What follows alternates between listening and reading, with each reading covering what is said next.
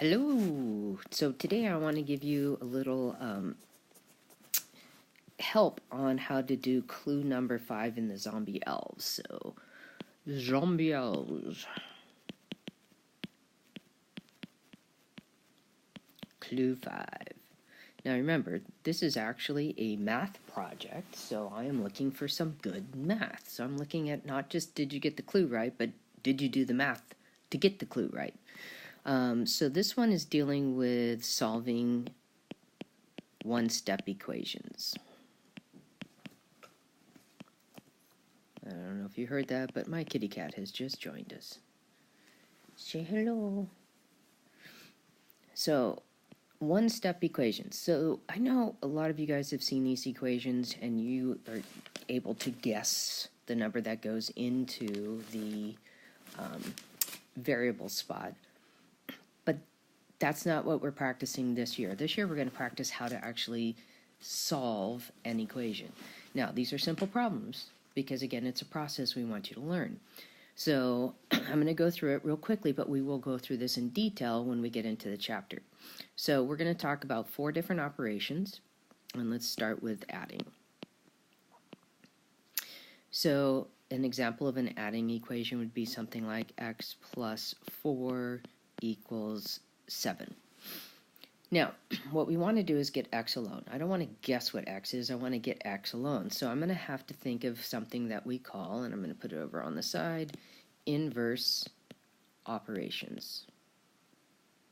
Now, you guys do not need to take these notes, you just need to pay attention.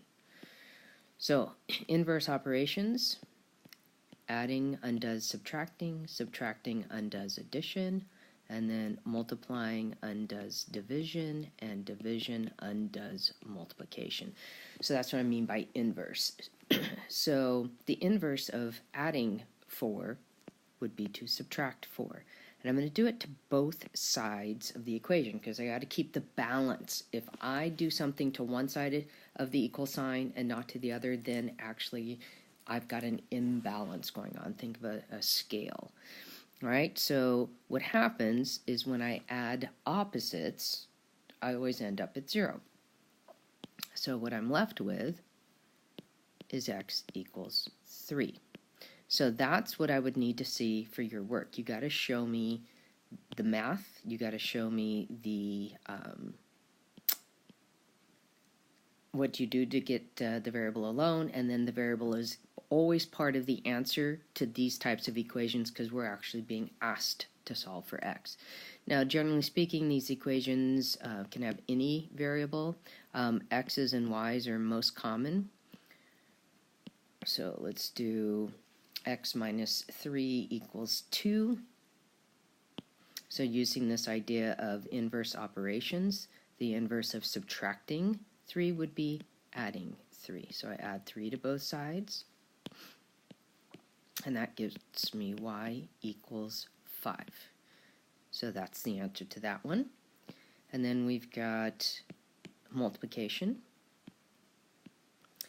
and that would look something like 4x equals 20. And then the inverse of multiplying is dividing, and we show it this way, like a fraction. We divide by 5, sorry, not 5, 4. I do that often, get the answer. So I divide both sides of the equation by 4, and I get 4x divided by 4 is just x. 20 divided by 4 is 5. So I get x equals 5. And then last but not least, we have division. So that would be a problem that looks like this.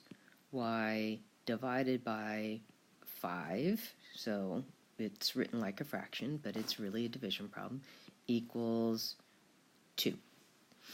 So how do I get the y alone? Well, the inverse of dividing by 5 would be multiplying by 5. So here's the key thing, though. Got to show it up high, because you got to have 5 over 5 equals 1, right? So that's how we get that to equal 1. Like we had this equaled 1, and this equaled 0. Okay, so when I add or subtract, I get 0 in the spot of the number, and when I multiply or divide, I end up getting 1. So I get y times 1 is y, and 2 times 5 is 10. So again, guessing is not going to work for me to give you full credit on this particular assignment. You're going to have to show these inverse operations. So tomorrow in class, we'll have time to be working on this, and so if you need help, I'm there to help you. All right, see you tomorrow.